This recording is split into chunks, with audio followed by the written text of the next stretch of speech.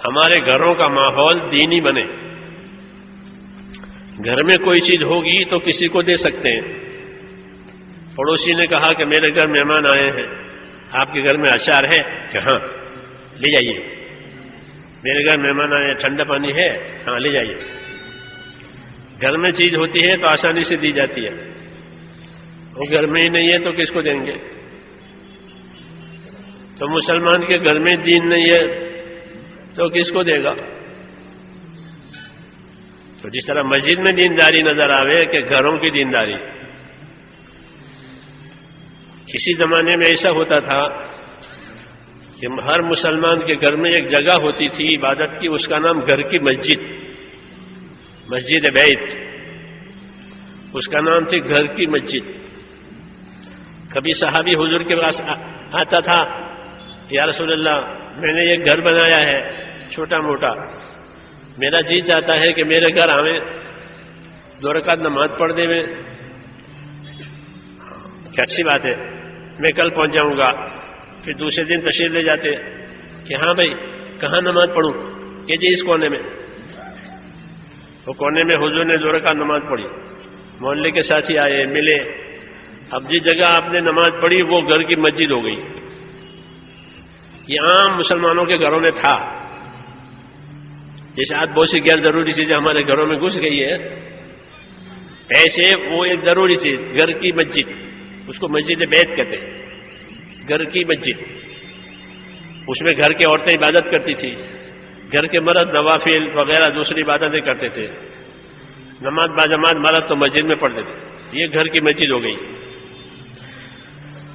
جب رمضان کا مہینہ آتا تو مرد اعتکاف کرتا تھا محلے کی مسجد میں, اور اس کی بیوی اعتکاف کرتی تھی گھر کی مسجد میں. ہمارے فقہا فقہ کی کتابوں میں لکھتے ہیں, تمام فقہ کی کتابوں میں لکھا ہوا ہے, یہ علماء بیٹھے ہوئے ہیں, والمرأۃ تعتکف فی مسجد بیتہا, یہ لکھا ہوا ہے کہ عورت اپنے گھر کی مسجد میں اعتکاف کیا کرے. کیوں کہ ہر مسلمان کے گھر میں چولہا ہے, مسجد بھی ہے.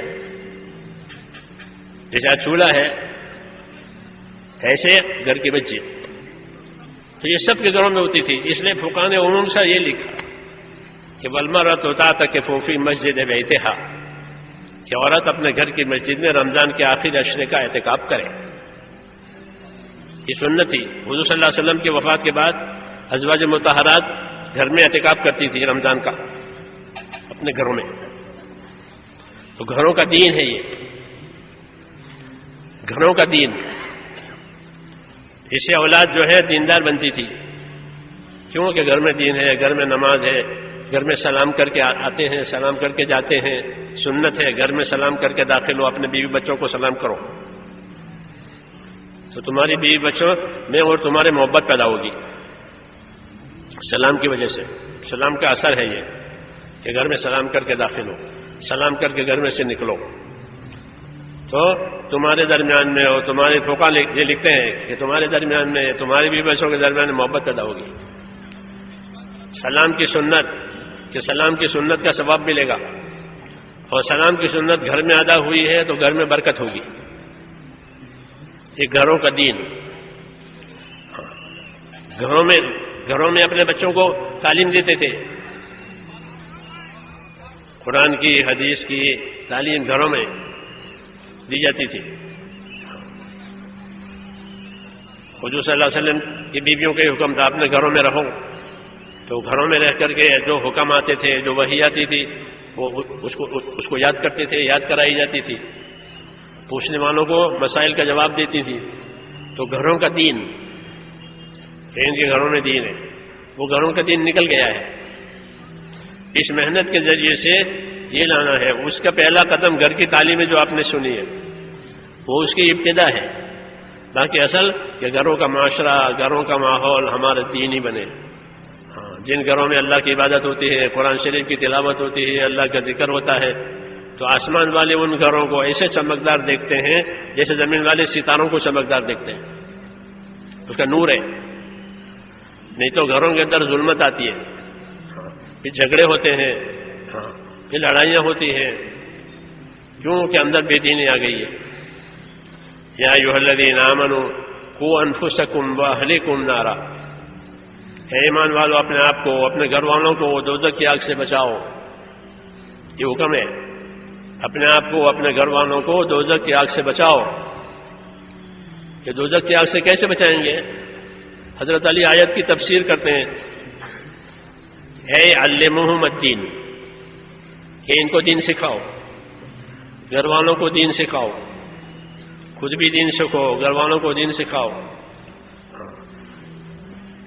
دین کی ضروری باتیں کہ اپنے گھر والوں کو سکھانا ضروری ہے. طہارت کے، پاکی کے مسائل کو دوسرا آدمی ہمارے گھر والی کو سکھانے نہیں آئے گا، آپ کو سکھانے پڑیں گے کہ پاکی کے یہ مسائل ہیں، حید نفاس کے یہ مسائل ہیں، غسل کے یہ مسائل ہیں، یہ بتانا پڑے گا. نہیں تو وہ بے خبر ہے. تو گھروں کی تعلیم اس کی بنیاد ہے کہ اس طرح سے گھروں میں دینداری آوے، گھروں میں حقوق کی ادائیگی، گھروں میں خدمت گزاری، کہ اسے میل محبت پیدا ہوتی ہے. یہ کام اس کی رہبری کے لیے ہے کہ ہمارے اندر، ہمارے گھروں کے اندر، بچوں کے اندر دین آوے. امام غزالی رحمۃ اللہ علیہ نے لکھا ہے کہ اولاد اللہ کی امانت ہے. لوگ اولاد کے لیے ترستے ہیں، جن کی اولاد نہیں ہوتی وہ ترستے ہیں کہ دعا کرو ہماری گود خالی ہے، دعا کرو ہمارا گھر خالی ہے، اولاد مل جائے، اللہ اولاد دے. تو اولاد نعمت بھی ہے، لیکن اولاد امانت ہے. یہ اولاد امانت ہے. اس کو کہاں لگایا؟ یہ عبادت کے لیے اللہ نے اس کو پیدا کیا تھا. بیٹا بیٹی عبادت کے لیے پیدا ہوئی تھی. کیوں کہ وما خلقت الجن والانس الا لیعبدون، میں نے جن اور انس کو عبادت کے لیے پیدا کیا ہے. تو جو بیٹا بیٹی پیدا ہوئی وہ عبادت کے لیے پیدا ہوئی ہے. کہاں لگایا اس کو؟ اس کی صلاحیت کو کہاں لگایا؟ کیا اس کا جواب دینا پڑے گا. اس لیے علماء نے لکھا ہے کہ اپنے بچوں کو ضروری دینی تعلیم دینا ضروری ہے، کہ ابتدا سے ان کا ذہن دینی رہے، پھر وہ ڈاکٹر بنے، وکیل بنے، کچھ بھی بنے، ابتدا سے اس کا ذہن دینی بنے. مولانا انعام الحسن صاحب رحمۃ اللہ علیہ یہ فرماتے تھے کہ ابھی کسی کے 5 بیٹے ہیں، اللہ کے دیے ہوئے 7 بیٹے ہیں، سب عالم قاری مفتی ہو جانے، ایسا ہوتا نہیں ہے. سب کا مزاج الگ الگ ہے. کبھی ہو بھی جاتے ہیں، کبھی نہیں بھی ہوتے. کیونکہ عالم قاری نہ ہو، حافظ مفتی نہ ہو، لیکن سب کا ذہن دینی ہو، سب کا ذہن کہ مجھے دین پر رہنا ہے، دین پر جینا ہے، یہ کرے.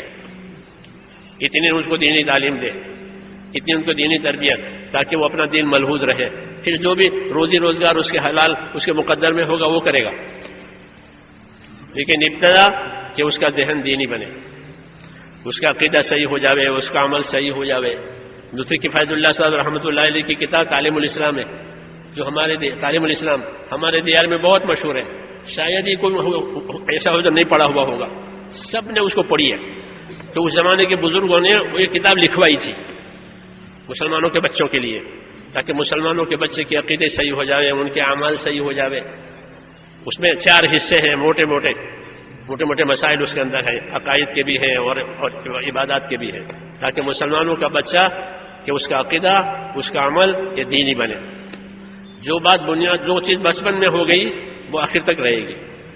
من شب علی شیء شیب علیہ، عربی میں مشہور ہے کہ من شب علی شیء شیب علیہ، کہ جو جس حالت پر وہ جوانی میں آیا ہے وہی حالت بڑھاپے تک رہے گی.